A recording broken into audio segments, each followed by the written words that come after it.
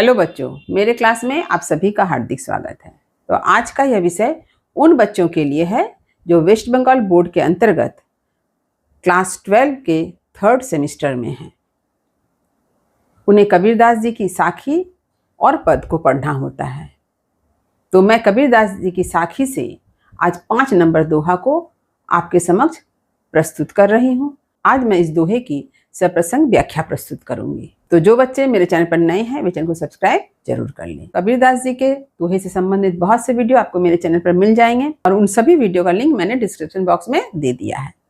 तो आप description box में जाकर लिंक को क्लिक करके पूरे वीडियो को देख सकते हैं। तो जिस दोहा की व्याख्या आज मैं प्रस्तुत करूंगी उसे मैं सबसे पहले पढ़कर सुनाऊंगी और फिर कठिन शब्दों के अर्थ को बताने के बाद प्रसंग, पंक्ति की व्याख्या और अंत में विशेष भी समझाऊंगी। तो चलिए आरंभ करती हूँ। 5 नंबर दोहा। सतगुरु सवा न कोई सगा, सोधी सही न दाती, हरिजी सवा न कोई हितु, हरिजन सही न जाती। तो अब चलिए कठिन शब्द के अर्थ को देख लेते हैं। देखिए शब्दार्थ। सतगुरु यानी सच्चा गुरु, सवा यानी समान जैसा, सगा यानी अपना, सोधी यानी शोधन, शुद्धिकरण, शुद्ध आत्मा, साधक।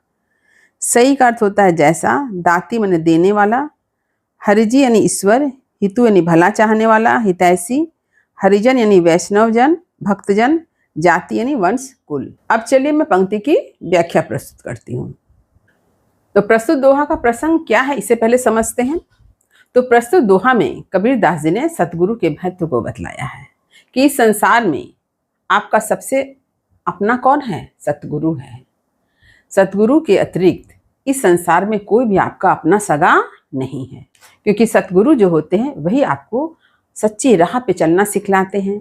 अपने ज्ञान के प्रकाश से आपके हृदय में व्याप्त अज्ञानता को दूर करते हैं, जिससे आपका हृदय ज्ञान के प्रकाश से भर जाता है।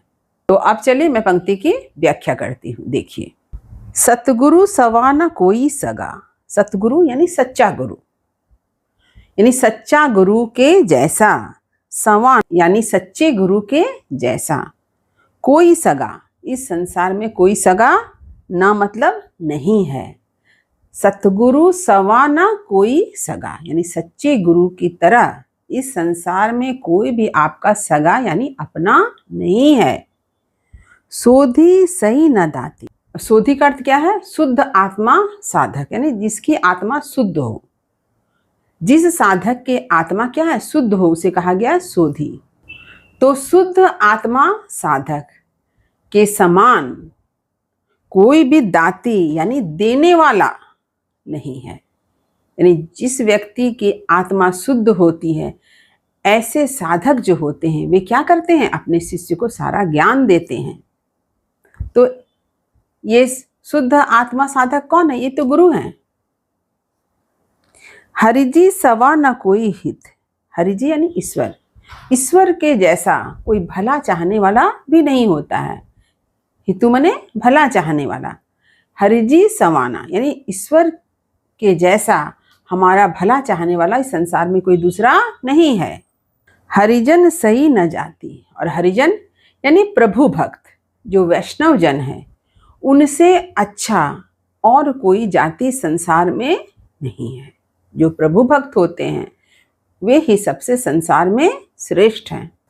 तो यहाँ पर कबीरदास जी ने ईश्वर के महत्व को ही बतलाया है, लेकिन इसके साथ ही साथ गुरु के महत्व को उससे बढ़कर बतलाया है कि ईश्वर हमारा भला चाहने वाले हैं, परंतु गुरु तो हमारे सगे हैं, जैसे कोई निकट संबंधी हो। और वे तो सारा ज्ञान किसे देते हैं? अपने शिष्यों को दे डालते हैं, क्योंकि उनके समान देने वाला कोई संसार में नहीं है। वे ही तो शुद्ध आत्मा साधक हैं। उनकी आत्मा कैसी है? शुद्ध है। वे साधक हैं और अपना सारा ज्ञान किसे देते हैं? अपने शिष्य को देते हैं, ताकि शिष्य अज्ञानता से बाहर निकले, माया मोह के भ्रम से बाहर निकल के संसार में मोक्ष की प्राप्ति करे, अपने लक्ष्य को प्राप्त करे। यह गुरु की सदिच्छा होती है। तो इस तरह से यहाँ पर भी कबीरदास जी ने सतगुरु के महत्व का बखान किया है।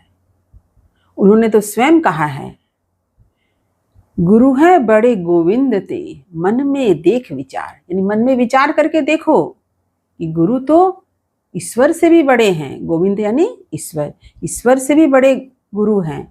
अपने मन में इस बात का विचार करके देखो। जैसे कि मैं भी यही सोचती हूँ कि जब आप ईश्वर के समक्ष किसी समस्या को लेकर ध्यान मग्न होते हैं और आप उसी समस्या को लेकर आप एक गुरु के पास जाते हैं, तो आपको तुरंत लाभ कहाँ से मिलता है? गुरु से ही मिलता है। गुरु तुरंत उस समस्या का समाधान आपको बतलाते हैं।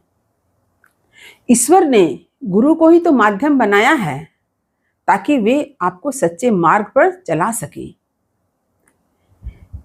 यह संसार ईश्वर द्वारा ही रचित है और ईश्वर ने गुरु की रचना की है, एक माध्यम बनाया है हम सबको ज्ञान के प्रकाश से आलोकित करने का। इसलिए सतगुरु का महत्व विशेष रूप से माना जा सकता है।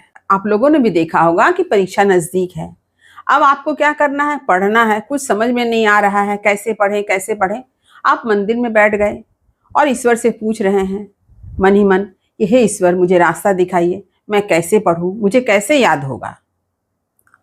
आपको उत्तर मिले या ना मिले, परंतु आप इसी समस्या को लेकर जब आप एक अच्छे गुरु के पास जाते हैं तो वह गुरु आपको रास्ता दिखाता है कि आप किस तरह से पढ़ाई करेंगे, तो आपको सारी बातें अच्छी तरह से याद हो जाएगी, जिससे आप परीक्षा में अच्छे अंक प्राप्त कर सकेंगे। तो इस तरह से एक सच्चा गुरु आपको सही रास्ते पर चलना सिखलाता है, आपको ज्ञान के प्रकाश से भरता है ताकि आप अपने हृदय में व्याप्त अज्ञानता को दूर कर सकें और अपने हृदय को ज्ञान के प्रकाश से भर सकें। तो यहाँ पर भी कबीरदास जी ने सतगुरु के महत्व को समझाया है।